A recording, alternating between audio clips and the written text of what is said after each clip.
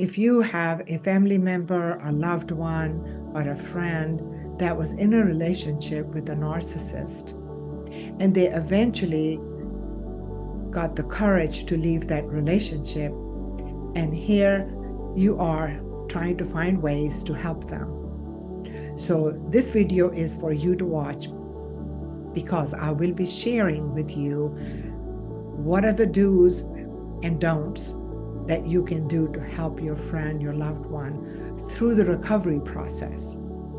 My name is Fawzia Shah. I'm a licensed clinical social worker.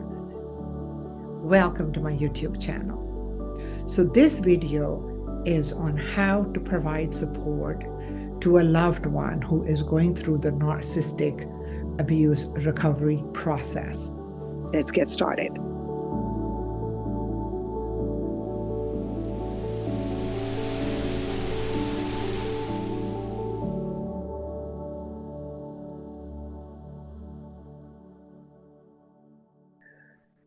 A lot of times when a person finally finds the courage to leave the relationship with a narcissist, it is probably one of the hardest things that they have done, because it's very hard for the person who is in this abuse cycle to really know what is happening to them, and then finally to realize that they have been abused on a consistent basis over a long period of time, and they know that they have to get out of this relationship. So when they do, most of the time, they rely on the loved ones, their family, their friends, the community, and even their church or their religious organization. I highly recommend, if you know someone in your family or in your circle who has suffered narcissistic abuse, I recommend, please educate yourself.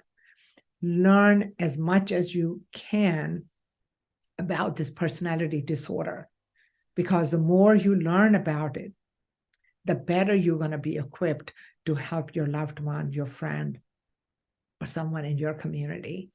So that is very, very important. Educating yourself about this diagnosis is really crucial to how effective you are going to be in providing them the support that they need. So number one is going to be to educate yourself. Number two is to listen to their story. It's okay. I know that stories are attachments, but listen to what happened to them and then validate them, because that is something that has not happened to them while they were in the relationship with the narcissist.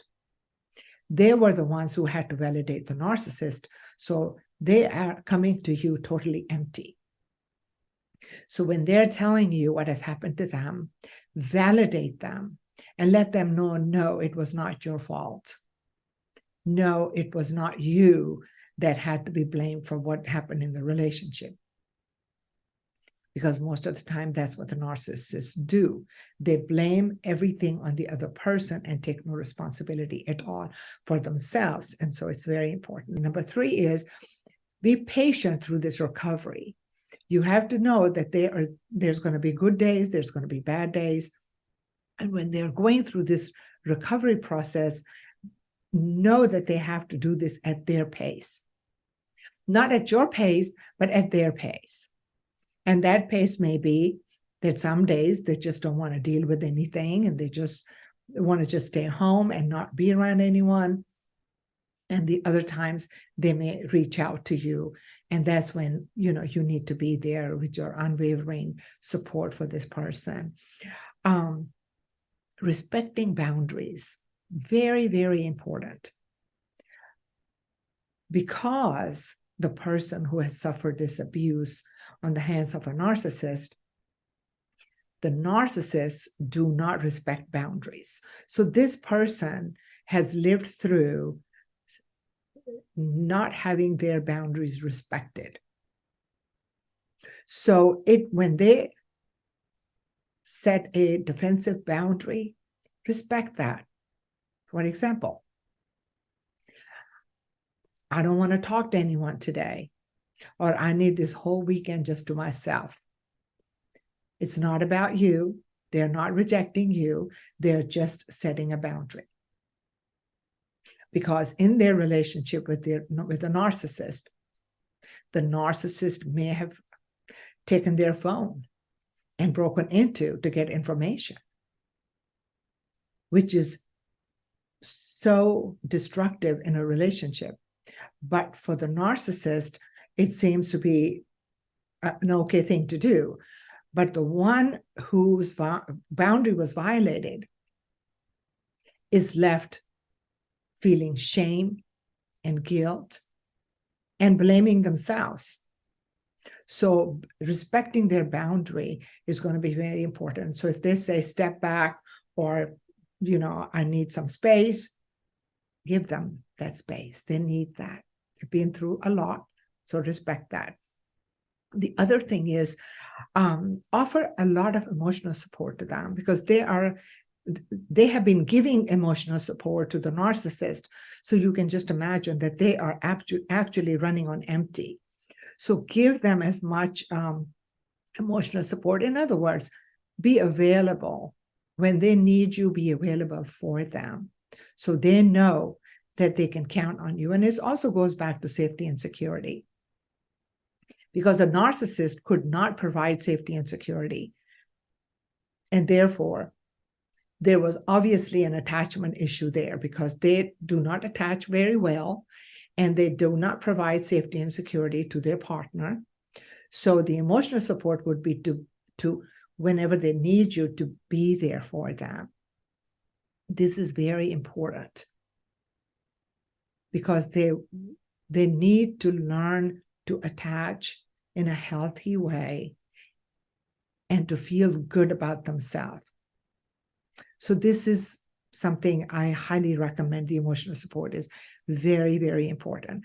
Also encourage them to do self-care, like exercise, eating healthy, having social life, going out with friends, doing things on their own also that would make them feel good about themselves. And so that is important.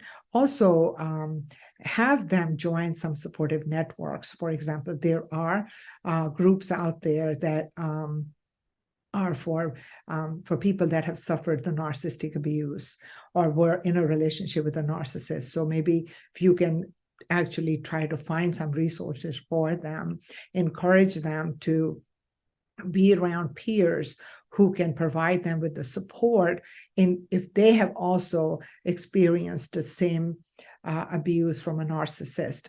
It's very helpful when they hear stories from other people. It validates them. So the validation is very important.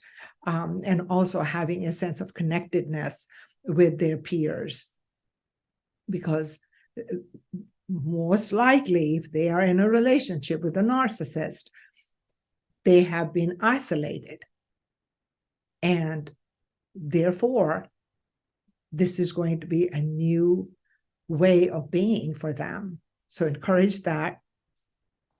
And try not to be too judgmental, because person who has gone through this complex PTSD, this traumatic abuse cycle with the narcissist, they may have good days and they may have bad days. And if they're not making progress according to your schedule, I would refrain from showing some frustration or even any verbal messages that would say, well, why is it taking you so long? Well, it's a process and it takes a long time. So be patient and don't judge where their progress is.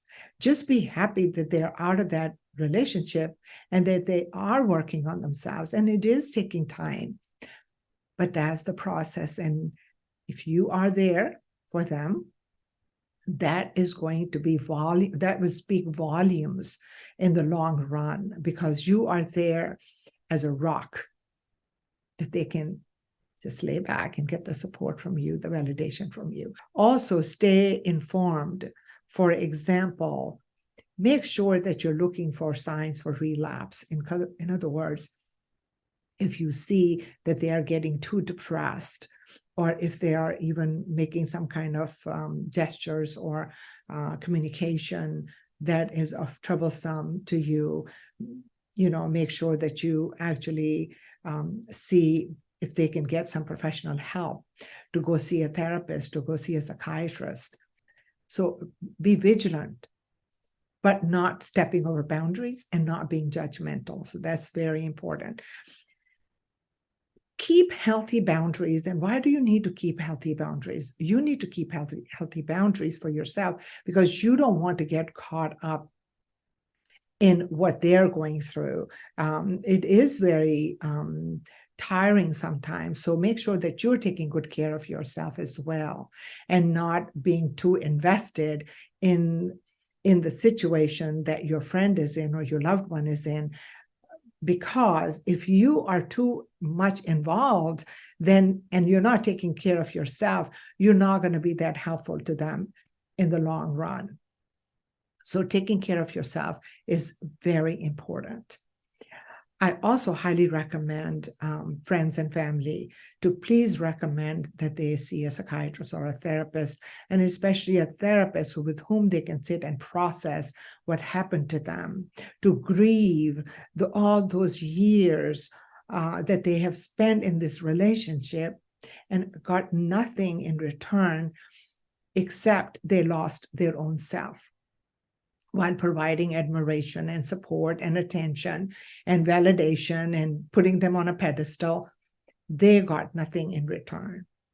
What they did get in return was blame, guilt, shame, fawning, manipulation, control, exploitation, gaslighting, trauma bonding. So they have to recover from all of this. So I highly recommend being very understanding and very empathetic with what they're going through. And one of the things that I know is that a lot of times people that have suffered complex PTSD and being in a relationship with a narcissist feel a lot of guilt, feel a lot of shame, self-doubt. And so you are going to be the person who's going to be encouraging them and pointing out all the positives that they have gained. In other words, highlighting the positives. Like, for example, if they were getting up every day and going to work, highlight that. Hey, wow, you went to work every day this week. You were able to spend time with your children or your friends. Whatever positive that was done, I would highlight that, and I would actually refrain from pointing out things that didn't get done, because they got plenty of that, by the way, when they were in that relationship. So that's the last thing they need, is for someone to point out what they didn't do. So pointing out all the positive gains that they have made since they got out of the relationship, so they have some hope. One of the things that is very, very important is to give hope. If you have nothing else to give to someone, give them hope. And this is something I learned from my teacher, one of my teachers, Dr. Powell, who was a specialist in addiction. And that resonated with me. And in my own practice, I use that as well. I give hope when there's nothing else I can do. And just giving hope really makes the other person feel like, yes, there is a tomorrow and there is something I can look forward to. Be there genuinely, empathetically, with caring and respect. I hope you liked this video. If you did, please hit the like button and subscribe to my channel. And I am wishing you the best.